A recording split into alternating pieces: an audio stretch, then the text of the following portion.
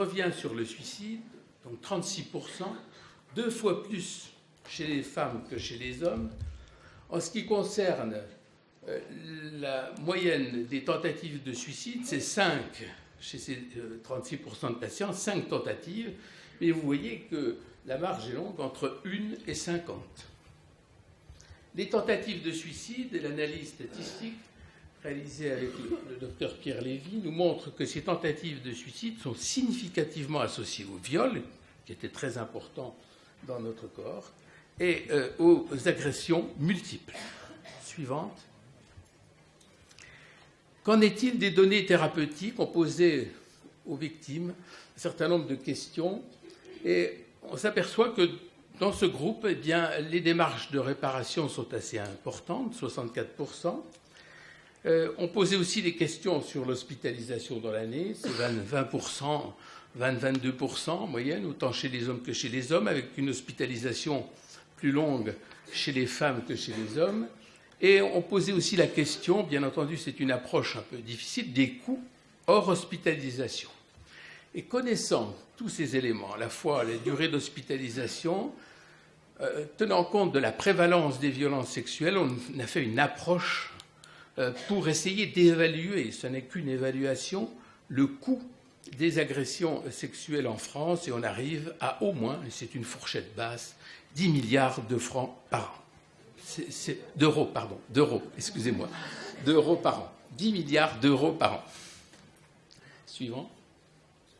Alors, pour conclure, eh bien, les sujets qui ont répondu à distance de l'agression sexuelle à ce questionnaire avaient un âge moyen de 44 ans.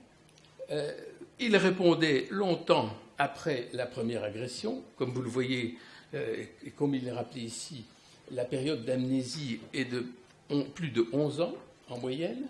Et elle est d'autant plus importante, comme on l'a dit, que le sujet est jeune au moment de la première agression.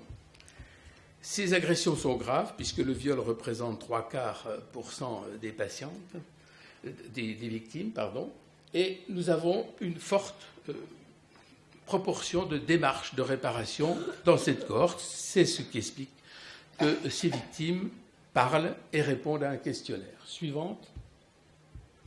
En ce qui concerne la pathologie associée, eh bien, les troubles psychiques, c'est bien connu, vient en tête la dépression, 3/4 des victimes, les troubles du sommeil, 1 victime sur 2, les troubles du comportement alimentaire et surtout les tentatives de suicide, 36%.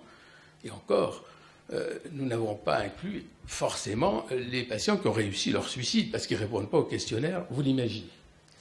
Pour la pathologie somatique, viennent en tête les douleurs chroniques, 2/3 des cas, les allergies, et là, la relation entre syndrome post-traumatique et allergie mérite d'être un peu fouillée. Il y a très peu de données, mais on commence à avoir des études qui se font dans ce domaine. Les affections gynécologiques et également les affections dermatologiques, la dermatologie pouvant être aussi des réactions de type allergique, mais pas seulement. Le psoriasis et ces maladies inflammatoires sont également beaucoup plus fréquentes chez les victimes d'agressions sexuelles. Suivante.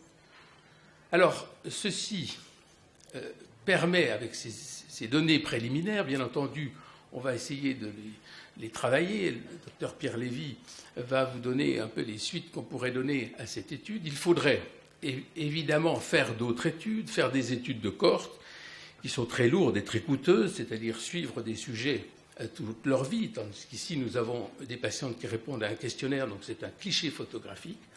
Mais ceci nous engage et nous conforte dans ce que nous pensions, que les agressions sexuelles sont très pathogènes, pas seulement des pathologies psychiques, comme on le savait, mais également des pathologies somatiques.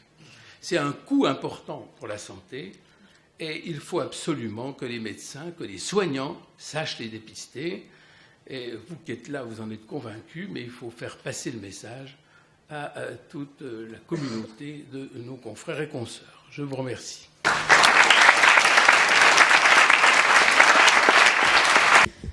Voilà, 10 milliards d'euros par an minimum et On n'a pas réintégré les coûts sociaux, arrêt de travail et autres.